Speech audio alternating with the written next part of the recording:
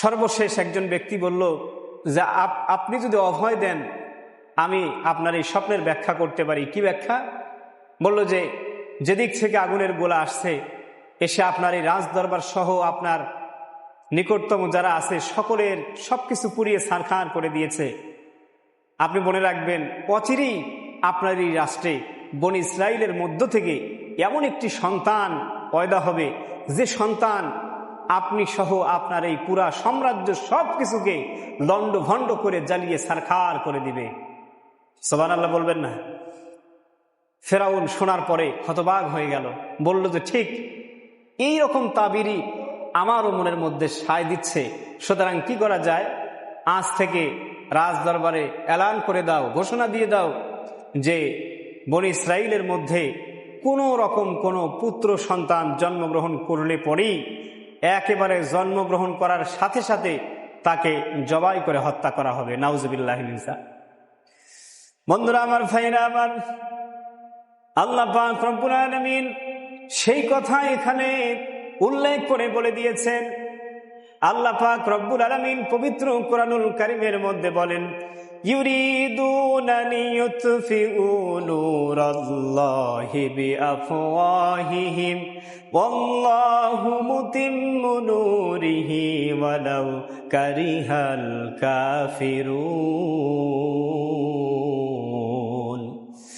আল্লাহ পাক রব্বুল আলামিন বলেন, হে নবী, পৃথিবীর কাফের মুশরিকদের অন্তরের মধ্যে জ্বালা, তারা তোমার রবের এই দ্বীনকে মিটিয়ে দিতে চায়, এই ইসলাম ধর্মের বাতিকে তারা নিভিয়ে দিতে চায়, নির্বাপিত করে দিতে চায়।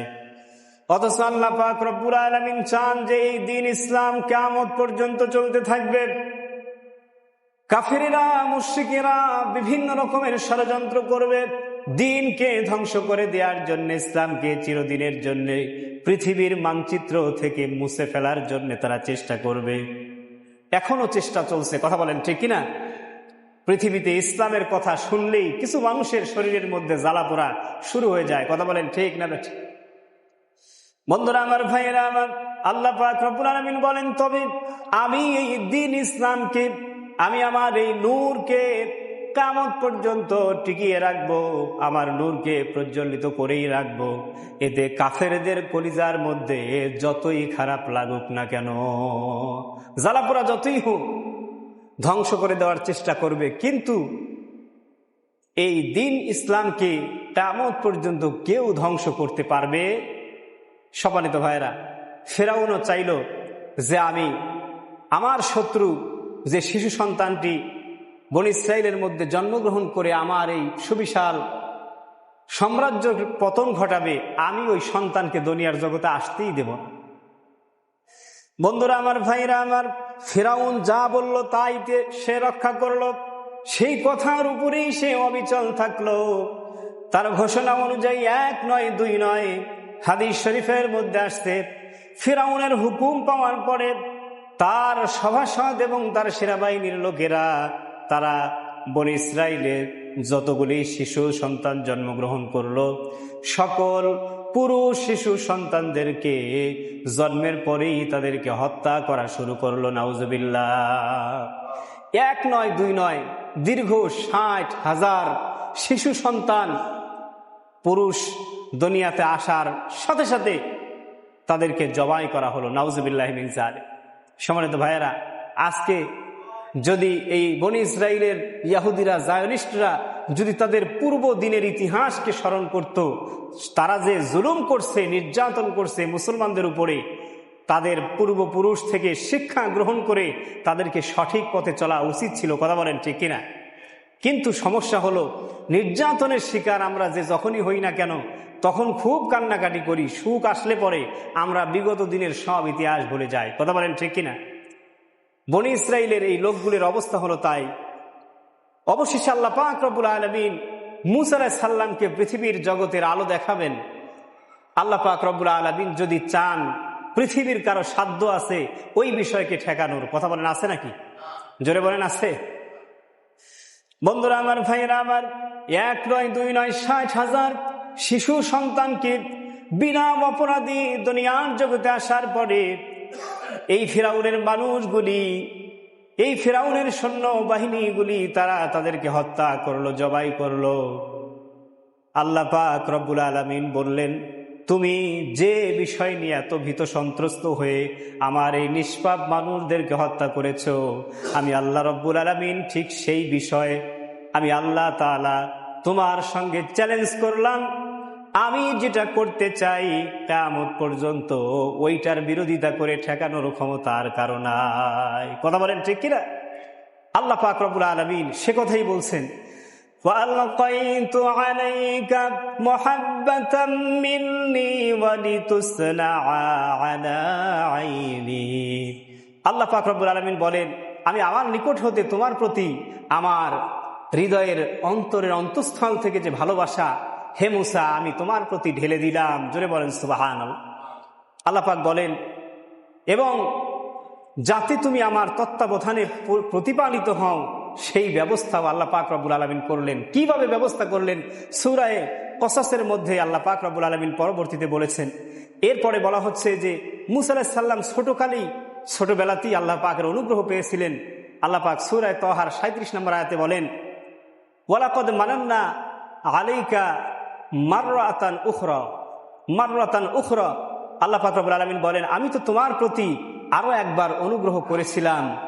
পর্যায়ক্রমে আল্লাহ পাক কি অনুগ্রহগুলি করলেন সে বিষয় সম্পর্কে আমরা আলোচনা করছি। এই যে সামনে আশুরা, সম্ভবত সামনে শুক্রবারের দিনে আশুরার 10 তারিখ, আশুরা সম্পর্কে বিভিন্ন জন বিভিন্ন রকমের মতামত, বিভিন্ন রকমের কেচ্ছা কাহিনী যেটা আছে সমাজের মধ্যে, শ্রেষ্ঠ উত্তম কাহিনী যেটা পবিত্র কোরআন দ্বারা স্বীকৃত সেটা হলো মুসা আলাইহিস সালামের এই জীবনের ঘটনা। কথা বলেন ঠিক কিনা? মুসা আলাইহিস সালাম তার সম্প্রদায়কে নিয়ে ফেরাউনের কবল থেকে চিরদিনের জন্য যে মুক্তি লাভ করেছিলেন, এই আশুরার 10 তারিখ সেই ঘটনাটায় সর্বশ্রেষ্ঠ ঘটনা হিসেবে বহন করে। জোরে বলেন সুবহানাল্লাহ। সম্মানিত ভাইয়েরা, আল্লাহ পাক রব্বুল আলামিন মুসা আলাইহিস সালামের আম্মা, তার মাকে আল্লাহ পাক রব্বুল আলামিন ইলহাম করেছিলেন। যখন মুসা আলাইহিস সালাম তার উদরে আসলেন, গর্ভে যখন আসলেন, আসার পরে অন্য অন্য মেয়েদের যেভাবে পেট উঁচা হয়ে যায়, কিন্তু দেখা গেল তার মায়ের শরীরকে আল্লাহ পাক স্বাভাবিক করে রাখলেন যাতে করে কেউ বুঝতে না পারে। সুবহানাল্লাহ।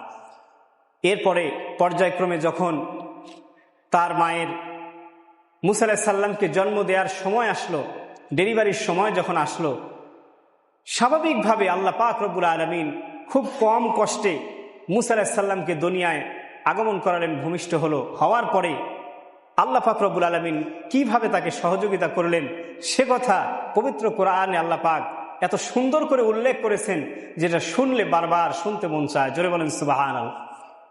মুসা আলাইহিস সালামের জন্মগ্রহণের পরে ঘটনাচক্রে যেভাবেই হোক আল্লাহ চাইলেন ফেরাউনের যে সমস্ত সৈন্যবাহিনী বা তার যে সমস্ত সিআইডি বাহিনী যারা ভিতরে ভিতরে বনী ইসরাইলে খোঁজখবর নিত বাচ্চা কার হচ্ছে, তারা কোনো না কোনোভাবে টের পেয়ে গেল যে এই বাড়িতে একটি সন্তান ভূমিষ্ঠ হয়েছে, কিন্তু কোনো আলামত পাওয়া যাচ্ছে না, বোঝা যাচ্ছে না। তারা তল্লাশি করার জন্য যখন ভিতরে ঢুকলো, তখন এই ছোট্ট মুসা আলাইহিস সালামকে তার মা কিভাবে সেভ করবেন এটা তো তার মায়ের ব্রেনের মধ্যে আর নাই। আল্লাহ পাক সে কথাই বলেছেন যে, হে মুসা, আমি তো তোমাকে ছোট্টকালে একবার অনুগ্রহ করেছিলাম। কি অনুগ্রহ? মুসা আলাইহিস সালামের মায়ের অন্তরের মধ্যে আল্লাহ পাক ইলহাম নাজিল করে দিলেন। সে কথা সূরা তোহার মধ্যে আসছে, ইদ আওহাইনা ইলা উম্মিকা মা ইউহা।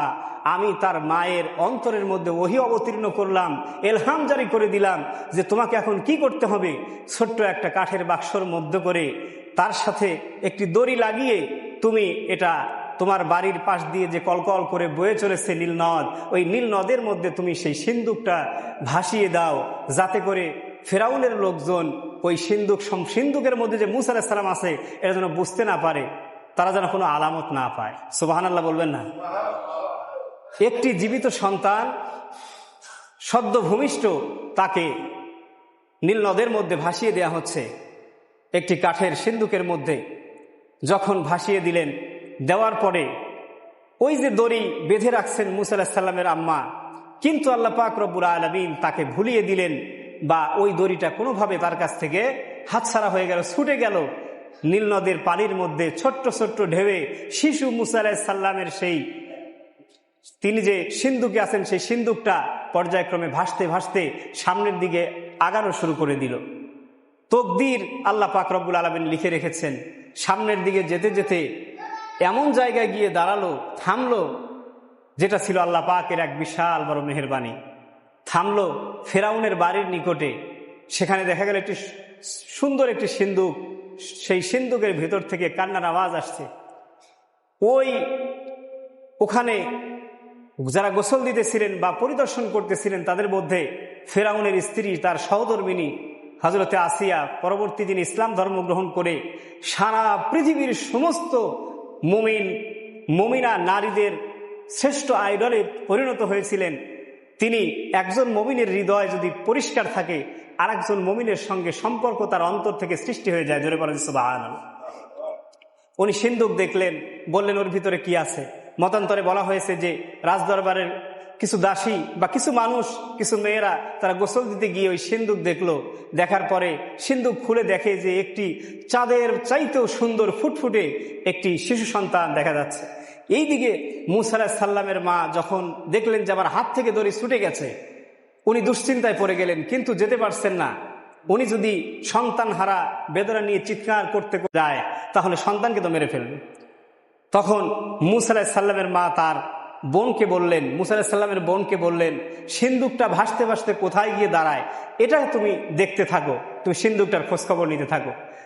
আল্লাহ পাকের কি অপার মহিমা। সিন্ধুক ফেরাউনের ঘাটে গিয়ে দাঁড়ালো। সেখানে তারা যখন সেই ছোট্ট শিশু মূসা আলাইহিস সালামকে নিয়ে আসলেন, দেখা গেল যে নবী রাসূলদের জন্ম এবং তাদের বৃদ্ধিটা একটু দ্রুত হয়। দেখা গেল একটু রুষ্টপুষ্ট সুন্দর, চাঁদের চাইতেও সুন্দর একটি ছোট্ট শিশু সন্তান। যখন এটা আসিয়ার হাতে দেয়া হলো, এক মুমিন আর এক মুমিন, শুধু মুমিনই নয়, মুমিনদের সর্দার, তিনি হবেন একজন বিখ্যাত পয়গাম্বর। মূসা আলাইহিস সালামকে দেখার সাথে সাথে হযরতে আসিয়ার অন্তরের মধ্যে আল্লাহ পাক এক নিগুড় মুহাব্বত সৃষ্টি করে দিলেন। জোরে বলেন সুবহানাল্লাহ। মূসা আলাইহিস সালামকে দেখলেন, সঙ্গে সঙ্গে জড়িয়ে ধরলেন, কোলে তুলে নিলেন। ফেরাউনের পক্ষ থেকে সকলেই জানলো। জানার পরে কারো একটা বারের জন্য মনে হলো না এই সন্তান কোত্থেকে আসলো, আর এই সন্তান ভবিষ্যতে কি পর্যায়ে, কোন পর্যায়ে যাবে, কেউ কোনো চিন্তা করলো না। ফেরাউন ওই সন্তানকে দেখার পরে হযরতে আসিয়াকে, এই এত সুন্দর সুশ্রী সন্তান, এই সন্তানকে আসিয়াকে উপহার দিলেন। জোরে বলেন সুবহানাল্লাহ। বললেন যে এটাকে তুমি তোমার কাছে রেখে দাও। বন্ধুরা আমার, ভাইরা আমার, আল্লাহ পাক রব্বুল আলামিন পবিত্র কোরআনুল কারীমের মধ্যে বলেছেন, ওয়া মাকারু ওয়া মাকারাল্লাহ আল্লাহু খায়রুল মাকিরিন।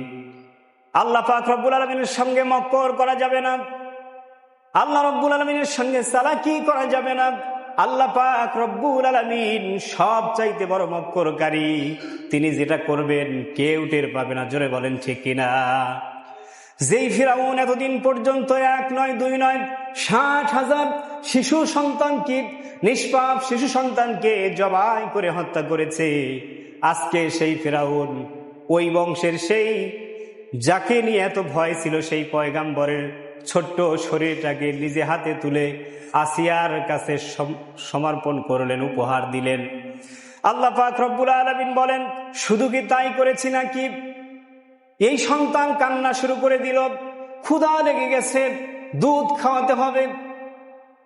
রাজ দরবারে অনেক দাসীবাদী, কারো অভাব নাই। এরকম ধরনের যাদের সন্তান ভূমিষ্ঠ হয়েছে তাদেরকে নিয়ে আসা হলো।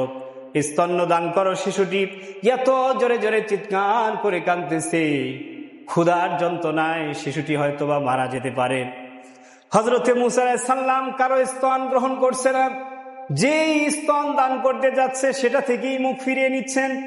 ওই যে মূসা আলাইহিস সালামের সেই বোনটি, যিনি এখনো পর্যন্ত মনিটরিং করতেছেন যে আমার সেই ছোট্ট শিশু ভাইটি এখন ফেরাউনের দরবারে হাজির হয়ে গেছে, আসিয়ার কোলের মধ্যে রয়েছে। অনেক মানুষ দুধ খাওয়াতে চাচ্ছে কিন্তু খায় না।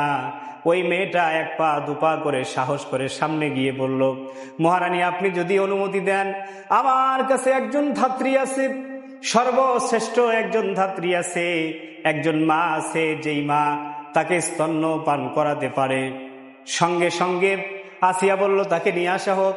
নিয়ে যখন আসা হলো, আপন মা, নিজের জন্ম ধাত্রী মা, যখন মূসা আলাইহিস সালামকে করে তুলে নিয়েছেন, মূসা আলাইহিস সালাম সঙ্গে সঙ্গে কান্না বন্ধ করলেন, মায়ের স্তন পান করলেন। এবার আসিয়া বলল, আজ থেকে এই ধাত্রী, এই মা এই শিশু সন্তানকে নিয়মিত দুধ পান করাবে, বিনিময়ে রাজকোষ থেকে তাকে উপহার স্বরূপ 2 দিরহাম করে দেওয়া হবে। জোরে বলেন সুবহানাল্লাহ। আল্লাহ পাক রব্বুল আলামিন বলেন, যে সন্তান আসতে দেওয়া হবে না, ওই সন্তানকে নিয়ে এসেছি। ওই সন্তান আবার যেই বাড়ির সবচেয়ে বড় শত্রু, ওই বাড়ির মধ্যে তাকে ঢুকিয়ে দিয়েছি। আবার যেই মা তাকে স্তন্য পান করাতেন, এমনিতে সেই মাকে স্তন্য পান করিয়েছি, বিনিময়ে রাজকোষ থেকে, পৃথিবীর ইতিহাসের সর্বশ্রেষ্ঠ ঘটনা, রাজকোষ থেকে আপন মায়ের দুধ খাওয়ার জন্যে, সন্তানকে দুধ দেওয়ার জন্যে সেই মাকে আমি উপহার স্বরূপ মাসিক বেতনের ব্যবস্থা করে দিয়েছি। জোরে বলেন সুবহানাল্লাহ। এটা হলো আল্লাহ পাক রব্বুল আলামিনের নিয়ামত, তার খেলা। সুতরাং মক্কর যতই করুক, সারা পৃথিবী থেকে মুসলমানদেরকে নিধন করে দিবে, কখনো সম্ভব নয়। হঠাৎ করে একদিন দেখবে তার নিজের জাতির মধ্যেই এক গণঅভ্যুত্থান শুরু হয়ে গেছে এবং ওই জাতির ভেতর থেকে ইসলামের ভালোবাসার মানুষ অগণিত অসংখ্য বেড়েই চলেছে। কথা বলেন ঠিক কিনা? সম্মানিত ভাইয়েরা, এই যে মূসা আলাইহিস সালামকে আল্লাহ পাক রব্বুল আলামিন ফেরাউনের দরবারে একেবারে রাজপুত্রের মতো করে বড় করলেন, যুবক বয়স পর্যন্ত রাজপুত্রর মতো তিনি বড় হয়েছেন, কোনো কিছুর অভাব অনাটন তাকে বুঝতে দেওয়া হয় নাই। সুবহানাল্লাহ বলবেন না? সম্মানিত ভাইয়েরা, এটা হলো প্রাথমিক বিষয়। মূসা আলাইহিস সালাম পরবর্তীতে অনেক লম্বা চওড়া ঘটনা, পবিত্র কোরআনে অসংখ্য জায়গায় মূসা আলাইহিস সালামের ঘটনা আল্লাহ পাক রব্বুল আলামিন বর্ণনা করেছেন। এরপরে সর্বশেষ যে কথাটি এখানে আসছে, যে যখন এই বনি ইসরাইলের মানুষের উপরে নির্যাতনের স্টিম রোলার এত পরিমাণ চলতেছিল যে এটা আর তারা সহ্য করতে পারে নাই, মূসা আলাইহিস সালামকে আল্লাহ পাক দিনের দাওয়াত নিয়ে সেই ফিরআউনের দরবারে আবার পাঠিয়েছেন। কথা বলেন ঠিক কিনা? সম্মানিত ভাইয়েরা, যাই হোক, সময় সংক্ষিপ্ত। মূলত এই ঘটনাটা এই আশুরার দিনকে কেন্দ্রিক। সর্বশেষ যখন মুক্তি পেল, যখন মূসা আলাইহিস সালামের সম্প্রদায় মূসা আলাইহিস সালামের সঙ্গে তারা যখন ফিরআউনের কবল থেকে চিরদিনের জন্য পরিত্রাণ পেল, সেই দিনটি ছিল এই আগামী আসছে যে আশুরার 10 তারিখ, অর্থাৎ মুহররমের 10 তারিখ আশুরার দিন। এই দিন হলো সেই দিন। জোরে বলেন সুবহানাল্লাহ। সম্মানিত ভাইয়েরা, তো যাই হোক, আমরা আগামী সপ্তাহে যে জুমার দিন আরো একটি পাচ্ছি, আমরা পরবর্তী আলোচনা আগামী জুমার দিনে ইনশাআল্লাহ আমরা করব। পরবর্তীতে আল্লাহ পাক তাকে কিভাবে ফেরাউনের সামনে পাঠালেন, কিভাবে কি ঘটলো এবং সর্বশেষ কিভাবে তাকে পরিত্রাণ দিলেন, এ বিষয় সম্পর্কে এবং আরো আশুরার যে আনুষঙ্গিক যে আলোচনাগুলি আছে সেগুলো আমরা করবো ইনশাআল্লাহ। আল্লাহ পাক রব্বুল আলামিন মূসা আলাইহিস সালামের এই জীবনী থেকে আমাদেরকে উত্তম শিক্ষা গ্রহণ করার তৌফিক দান করুন। এটা আমাদের ভুলে গেলে চলবে না। ইসলামকে পৃথিবীর বুক থেকে চিরদিনের জন্য একেবারে উৎখাত করা কোনোদিনও সম্ভব হবে না। চিল্লায় বলেন ঠিক কিনা? এর জ্বলন্ত দৃষ্টান্ত বারবার এই পৃথিবী দেখেছে। যারা ইসলামের বিরুদ্ধে গেছে তাদের নাম নিশানা পর্যন্ত চিরদিনের জন্যে আল্লাহ পাক ধূলিসাৎ করে দিয়েছেন। যারা ইসলামের পক্ষে থেকেছে সাময়িক কষ্ট হয়েছে, কিন্তু আল্লাহ পাক তাদেরকেই বিজয় দান করেছেন। জোরে বলেন সুবহানাল্লাহ। আল্লাহ পাক আমাদের সকলকে বুঝে শুনে এর উপরে আমল করার তৌফিক দান করুন। সকলেই পড়ি আল্লাহুম্মা আমিন। ওয়া আখিরু দাওয়ানা আলহামদুলিল্লাহি রাব্বিল আলামিন।